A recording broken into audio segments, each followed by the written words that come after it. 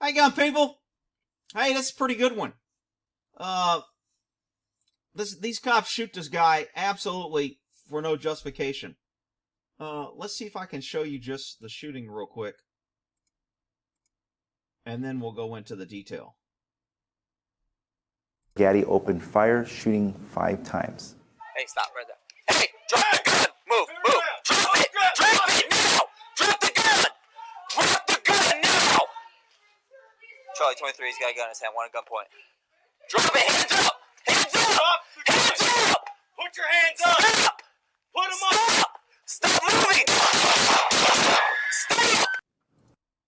Okay, who thinks that was a good shoot? Don't you raise your hand, my little viewers that know what's coming. Was it a good shoot? Oh, man, it depends, but, man, I can't come up with a reason on why that was good. I can hear if this officer gets charged, and they do a good release, and we'll go through the whole video they did. The PD did a pretty good release and walked through it and explained all the information. So, because I just showed you the video, you really don't know what happened and what's going on. So the guy came out. I mean, let me explain it in my cop terms. We were dispatched to call a suspect had a gun. We told him to drop the gun. He then came out, refused to raise his hands. When he did raise his hand, he approached us still in an aggressive manner. And at that point, I felt my life was in danger, and I fired because I was in fear of my life. Okay, that's the standard statement we always hear, right? It's BS. And it shouldn't fly. The DA has not said whether he's going to charge this or not. When did this happen? 9/29 of 18. I can't believe the DA hasn't decided to charge us yet. Man, is this video old or what? Maybe they did charge him.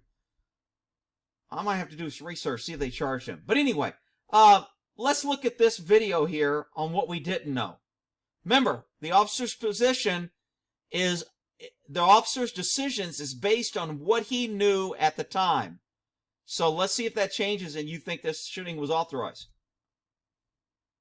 Hello, my name is Eric McBride, Acting Chief of Police for the San Bernardino Police Department. Involved shooting.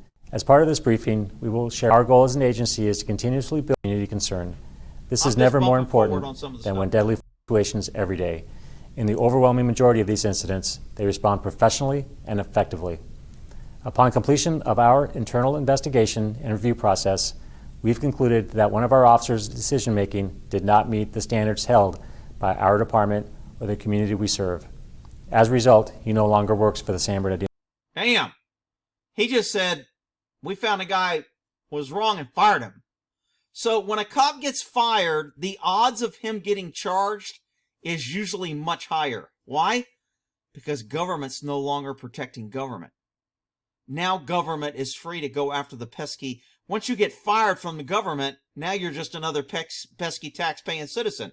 So when you get fired from an agency, they're pretty much abandoning your limited immunity, your policy, your legal. They're throwing you to the wolves. So the odds of you getting charged usually goes up, I'd probably say tenfold. Police Department. However, our administrative review process does not make a determination about whether the officer's actions were lawful. The determination regarding the lawfulness of the shooting will be made by the District Attorney's Office, which is currently reviewing the incident. Okay, that part is kind of true. However, if an agency really likes a guy and they run the investigation in a way with confirmation bias to prove the officer did good and we support him, that will definitely affect whether or not the DA charges him.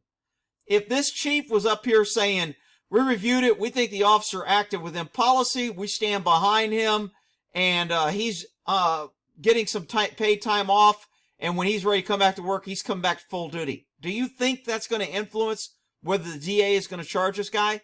Absolutely it will. Now, does that mean that when the PD says the guy's good, he's good? No. Because it's government protecting government. Hello, my name is Sergeant John Echeverria, and I'm going to provide an overview of 2018. A word of caution, advised. On September 28, 2018, at 10:14 p.m., we received a call from a woman regarding a man identified as Richard John Sanchez, who was intoxicated and threatening family members at 3179 North Cactus. Okay, so now here's what we know. He was intoxicated and he was threatening. So those are two things that the cop know. Those are what we call developing that reasonable actions, that reasonable conclusion on whether or not I'm going to have to use force, and if I use force, is it going to be authorized, and should I be in fear of my life, and should I be in fear of other people's safety? He's intoxicated, and he's threatening.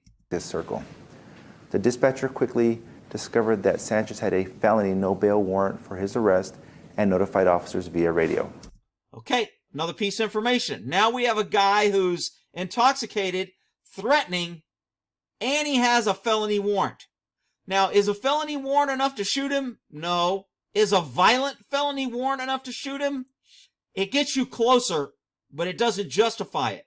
Depends on what the felony is. If the felony is for stealing, a case of Snickers bars, then probably not. But if it's because he held 4 people at gunpoint and he's an armed robber felony, then that would obviously give you more concern. So we know now he's intoxicated, he's threatening, and he has a felony warrant.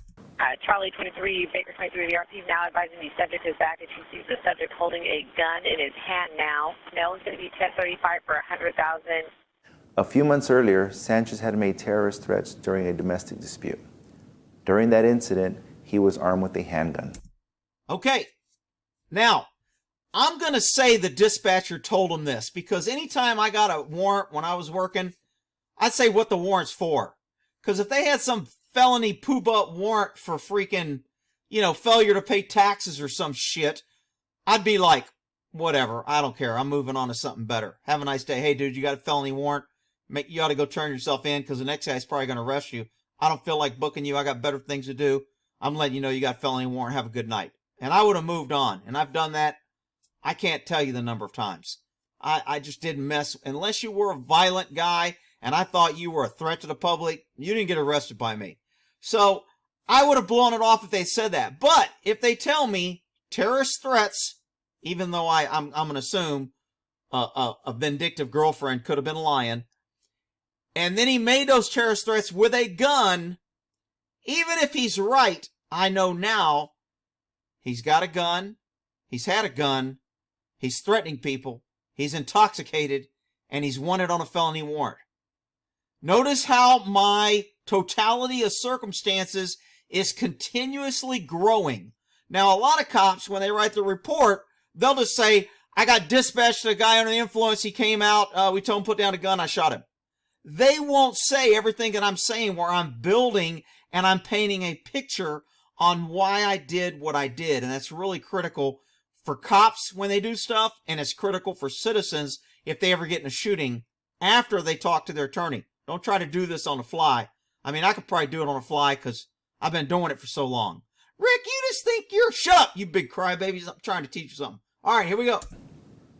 2 San Marino police officers, Brandon Gaddy and John Baltas, were dispatched to the home at 10:18 p.m. Several minutes later, at 10:23 p.m., the woman called back to report that Sanchez was armed and threatening family members in the kitchen of the home. Whoa, wait a minute. Here goes my totality of circumstances. It's just growing. Shoot, I'm already polishing my bullets ready to shoot. So now I got intoxicated, threatening, felony warrant, terrorist threats, had a gun before. Now the people he's threatening says he has a gun now. Woo! Hairs on the back of the neck are standing up on this one.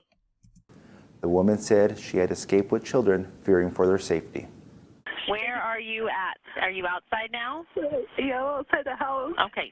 The officer's pulling up now. Are you going to talk? Okay, that was another piece. Did y'all catch that? Anybody else growing their articulable suspicion, their ability to get all facts in on why they did what they did?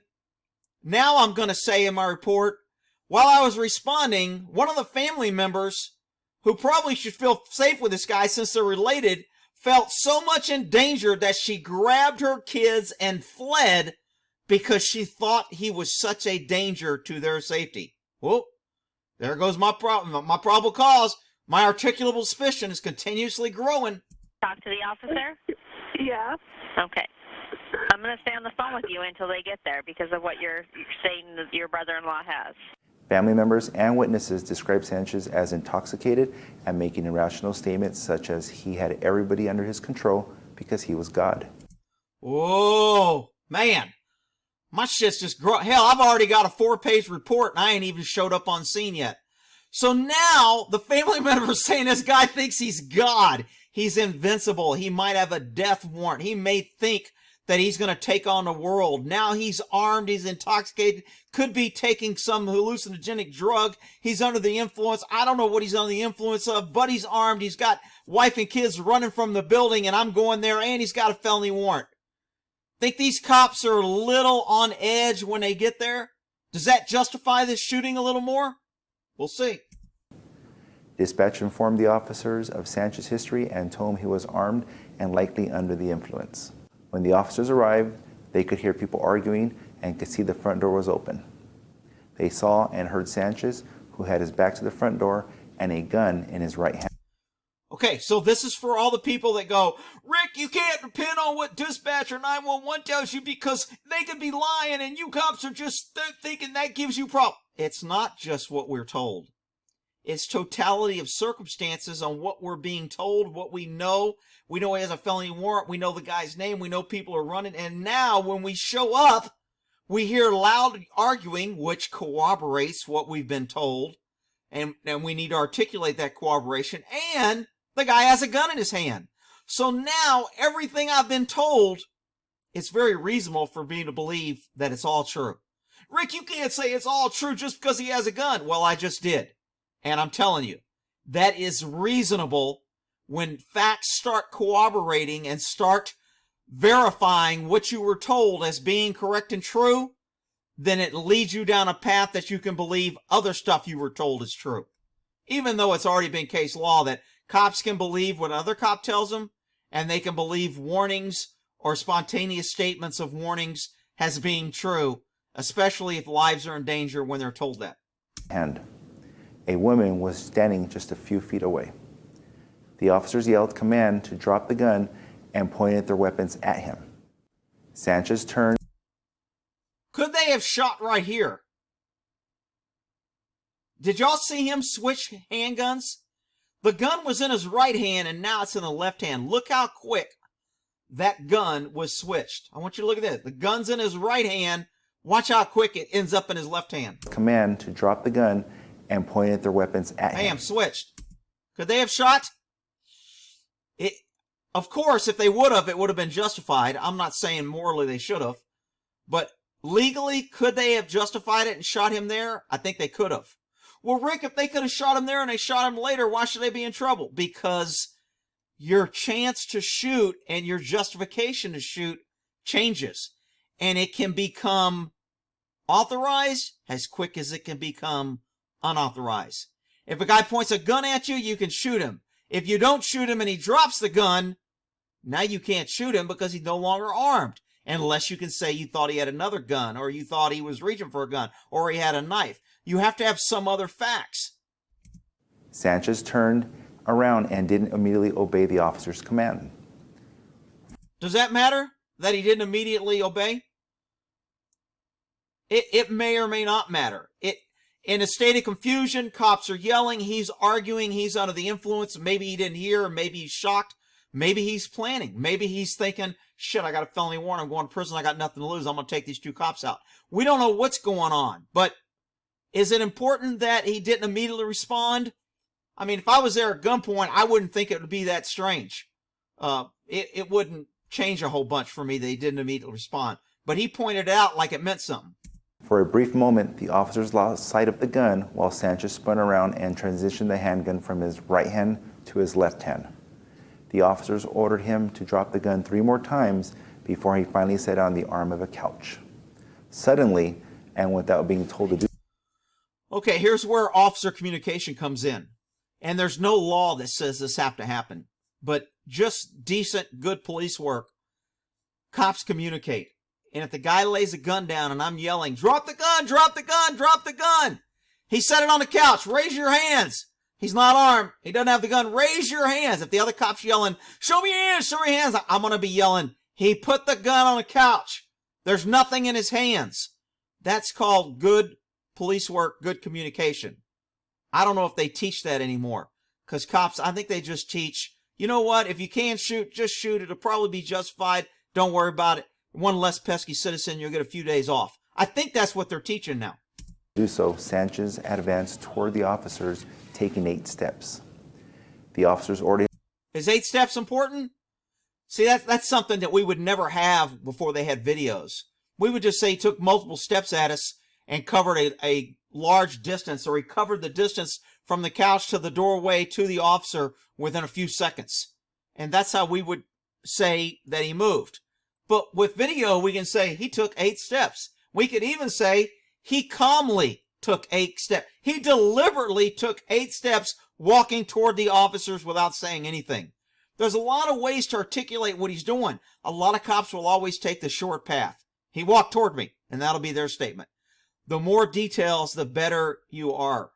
him to put his hands up 3 more times. Sanchez finally put his hands up but kept coming forward. Officers told him to stop 3 times. Notice how he said they told him to stop 3 times. Is 3 times enough? Does San Bernardino have a 3 times you're out policy? If I tell you to stop 3 times, I can shoot you 5 times and kill you? Really? Of course they told him 3 times. They're yelling. It's chaotic. It's a rapidly evolving situation that's centered in chaos at night with bright lights and family members and guns and warrants and drugs. It's a complex situation that a lot's going on. Sanchez continued to advance. Officer Gaddy opened fire, shooting 5 times. Hey, stop right there. Hey! Okay, so right here from an officer standpoint, this officer goes, stop right there. These guys are in a bad tactical position. This guy shouldn't be that far in front. This guy ought to either move in next to him, staying behind somebody. The guy in danger is this guy. I mean, he doesn't know it, but you don't get between the suspect and a cop's gun. You especially don't get anywhere near in front of a cop's gun when he's got the possibility of shooting. Because when he starts spraying and parrying, your ass is going to get shot too. But I digress. Let's see what happens. And what does he do? He moves right in front of the officer in his line of fire. Because that's what happens in high-risk situations when people get tunnel vision and they start using their guns. Which is why when you see entry teams enter, they're usually touching or they have contact. Because they don't want somebody in front. If you've ever trained in a line at the range, they tell you, keep the line. Make sure you have a guy on your left and right. Don't get in front. Don't fall behind. Stay in line. This is what happens when you're not in line, at least if you're not close to each other. Move, move, drop it! So he tells him, move, move. How did the guy know to move that way? Maybe he moved this way. That wasn't a very good command to move. But these guys are both trying to get their guns on this guy, and they're trying to focus on the gun, and they're forgetting about each other. So bad tactics, just from a cop perspective. Drop it now! Drop the gun! Drop the gun now! Cop takes his hand, goes to one-hand stamp to put it on the radio. I'm not sure I'd have put that on the radio. I don't really care. I've got 2 officers here. We both got guns. I'm not giving up a good 2-handed grip with a guy with a gun. I'm just not doing that. I don't want to be shooting one-handed. If you can avoid shooting one-handed, it's always better to shoot 2-handed. But, you know, each his own. Charlie 23, he's got a gun in his hand, one at gunpoint. Okay, so he gets it out, and then he goes back to his 2-handed stance. Guy lays the gun down. Drop it! Hands up! Hands up! Hands up! Put your hands up! Stop! Put them up! Stop!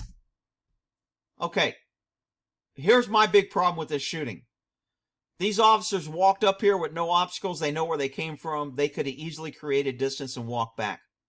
Once he didn't have a gun in his hand, I don't know what their de-escalation policy is, but does both of them need to have their gun up? Can they go hands-on? Could one of them went to a taser? Yeah, I know. If and buts and coconuts, woulda, coulda, shoulda. I get it. It's easy to sit back here. But this is very common when people escalate to drawing a gun. It's very, very hard to put that gun away. Just like they say it's very, very hard to get to where you're going to pull a trigger on a human being. But once you decide to pull the trigger, it's damn near impossible to say stop. Once you make that conscious decision, and I'm squeezing the trigger, it's almost impossible to stop. It's possible, but it's not damn very likely. Stop moving! Okay. Did this guy really need to shoot 5 times? Stop moving. You shot. Now, all this bullshit about hands up, don't shoot, I've always called bullshit. Because all the guys doing it never had their hands up and they were fighting with the cops and they were reaching and doing shit. This is damn good video proof. Hands up, don't freaking shoot. I mean, this guy had his hands up. Now, was the guy being cooperative? No. Was he still being an opposer? Yes. Did he still have felony warrant? Yes. Was he still under the influence? Yes. Did he have another gun? We don't know. Did he have another weapon? We don't know. What we know is he laid down at one gun, his hands were empty, and they were in the air. They weren't reaching for a gun. They didn't reach for a phone. They weren't going to the waistband. We haven't searched him, but he wasn't reaching for anything. Why couldn't the cops jump on him like white on rice and put him on a beatdown and take him into custody? Because we're high on substandard, quota hire cops that we don't have standards anymore, and the only thing they do is have a Batman belt. And if they can't use something on their Batman belt, their default is a gun and shoot a guy 5 times with his freaking hands up. All right, let's finish listening to this briefing. Both officers had their body-worn cameras on before, during, and after the shooting. Goody, Officers radioed for medics and also directed family members away from the loaded weapon. What kind of grip is this guy? It's almost like he's got a rifle. He's cradling his gun with his thumb almost around the top. Anybody find that grip, that holding that gun, kind of odd looking? Maybe it's just me. Rick, you're just picking on because you don't. Oh, be quiet. Investigators recovered a loaded Smith & Wesson .40 caliber handgun at the scene. Wow. At least the guy kept his gun clean. No rust, no dust. Looks clean. This case is currently under review by the District Attorney's Office. They will ultimately determine if the shooting was lawful. Okay. I thought it was good that the cops did this. I wish more agencies were required to do this on every deadly force. They ought to be required to do these briefings. Now, they can still fudge it and hide it and manipulate it, but at least it would give people the ability to understand what's going on. And I kind of like when they do it because it makes my job easy to evaluate the thing. I get a little 911, I get a little history, I get a little video footage. It makes my job easier. So just for that case, I'm going to say I'm normally not for government and more laws, but I'm all for a law that makes the agencies do this every time they're involved in deadly force. All right, we'll end that there. Hopefully you got something out of it.